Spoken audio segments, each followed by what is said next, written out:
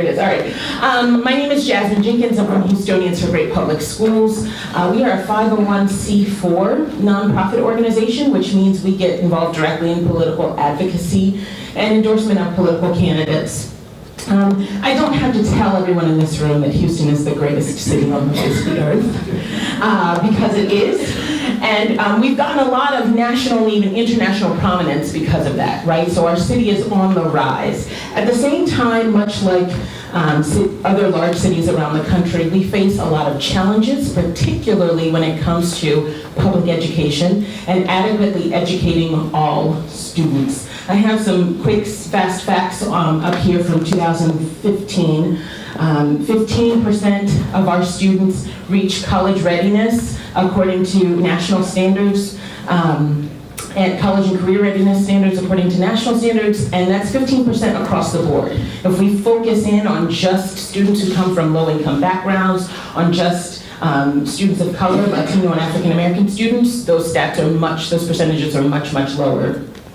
Fewer than 1 in 4 complete any post-secondary training, which means a 2-year, a 4-year, or technical certification 6 years after high school graduation. So if we imagine, first of all, the implications of that, if we are a growing global city, we are not preparing 3 out of 4 graduates for their future if 6 years after high school graduation, they're not achieving any sort of certification, 2-year or 4-year degree. And as I said, these are across-the-board statistics. If we were to focus in on just students of color or low-income students, those numbers would be much worse. So what does the school board have to do with this? Well, first of all, as Chris outlined, when we look at not just what happens in the classroom, which I think a lot of folks focus on with programs, or even what happens in a school, at the system level, we have a body that is elected to govern the district. And essentially, they need to set a vision, a clear and focused vision. They need to set policy around that vision. They need to allocate the resources for it to be carried out, right? So handling the budget issues. And they need to hire a superintendent, a chief executive, who's actually going to execute that vision on a day-to-day basis. These are the roles of our elected school board.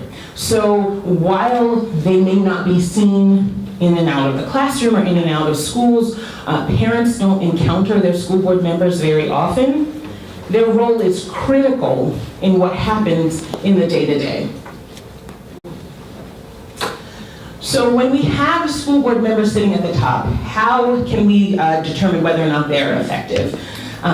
Chris outlined some cities wherein a majority of the school board is aligned behind a certain vision for the district, and we see reform measures being implemented. He mentioned Denver, he mentioned Indianapolis. There are some other places where the elected school board is already moving forward with some of these innovative ideas. In places where there are success, where we see student success, higher rates of high school graduation, higher rates of college graduation 6 years out, we find that the school board coalesces around, first of all, a unified vision of student success, what that is, and what it should look like in their district. And then the school board members themselves exemplifying certain characteristics that are really paramount in governing. Right? First of all, we see collaboration, so they're able to work with each other, even across lines of difference. Stewardship, they're able to handle those finances with transparency and with prudence. We see equity, so they have a keen eye focused on students for whom the system isn't working, and they acknowledge the fact that all kids don't need the same things.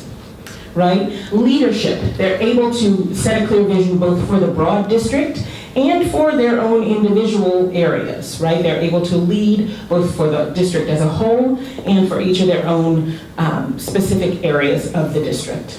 And then finally, impact, which is this idea that they are data-driven and student-centered. So they are constantly looking at how close they are to the goal, to the clear measured goal that they've set out, constantly measuring themselves against that goal and readjusting as necessary. So we focus on these 5 areas with a constant focus on student success as well.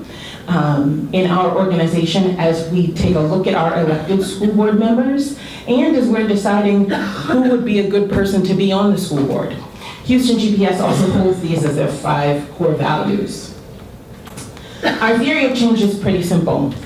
If the voting public knows exactly what school boards do and how their own school board is doing, how they're measuring up against these characteristics, the school board will then operate more effectively, right? It's all about accountability. Sunshine is the best disinfectant, right? So if we shine a light on what exactly goes on with school boards, the school board's actions will change.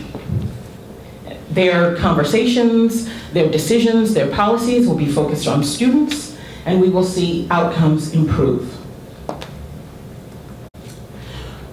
What we do specifically, so to give you a little glimpse into the day-to-day of our organization, is first we have that education piece. We reach out directly to parents, to voters, to PTA organizations, constantly letting them know what's going on with the school board, what a school board does. Harris County is at about 9% voter participation in school board elections. That would be 9% of registered voters participating in the school board. So if you look around and you see 10 people, chances are, and you know you voted in the school board election, that might mean the other 9 folks did not, right? Definitely not in this room, not in this room. Everybody voted in the school board election. So we're at 9%. So people sometimes don't even know when elections are happening. We want to be clear about that. And then beyond that, knowing exactly what it is that school boards do, and then how the HISD school board is doing. And then finally, genuine engagement. We are in the process of expanding our work so that it's not just salient during school board elections, but between elections, empowering parents to truly have a voice in what policies are important at the school board level, engaging in surveys and traditional organizing methods, house meetings, meeting with folks to find out what their major concerns are in terms of student outcomes. And a lot of times when you talk to parents, most of their concerns stay at the schoolhouse level, but they don't necessarily know how their child's classroom or how the school is impacted by what happens at district governance level.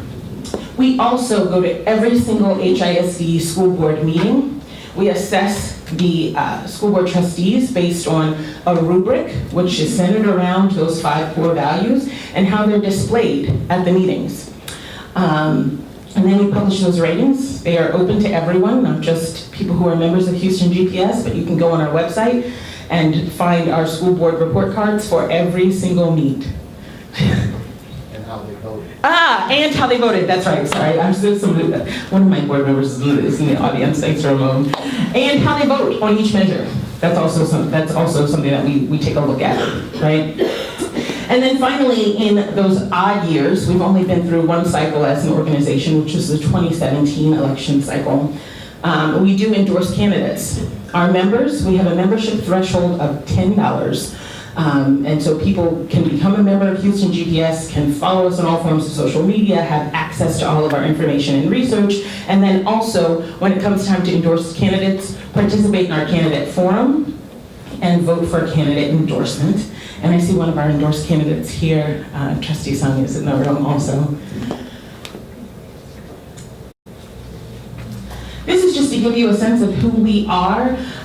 We are very, very intentional about being able to pick up a cross-section of the city in our leadership. We have our board of directors. We currently have 2 full-time staff members, and we're adding a 3rd this summer, in addition to a full-time organizer. And then our leadership council, which helps guide us through our endorsement process. They are particularly important in the odd years. So I imagine there's some familiar names and faces up there. I want to give a moment to talk about the current state of HISD. I am certain that folks in here have some questions about what's going on with Houston ISD, and obviously over the last couple of weeks and months, we've made quite a bit of news, both locally and nationally. And so I told Stephanie and Renee that I would dedicate some time to talk about what's going on with the district right now. So you heard Chris mention SB 1882 or 1882. I want to back up to HB 1842. This is House Bill 1842 in the Texas legislature. It was passed in 2015, and at the time it was known as the Innovation Bill, because this was the bill that allowed districts to pursue some of those system-wide strategies that Chris mentioned earlier. Some districts, such as Spring Branch ISD, implemented partnerships and different system-wide changes that they were allowed to take advantage of through HB 1842. But in addition to the district innovation part, it also had sanctions for districts with schools that are in improvement required, or IR status, for 5 years or more. And at the time, HISD had quite a few. I think it was 27. That number has been since reduced to 10. There are 10 schools that are currently in IR 4 or higher and at risk of being in IR 5 at the end of the year, with Kashmir High School at the highest end of that, which is in IR 8.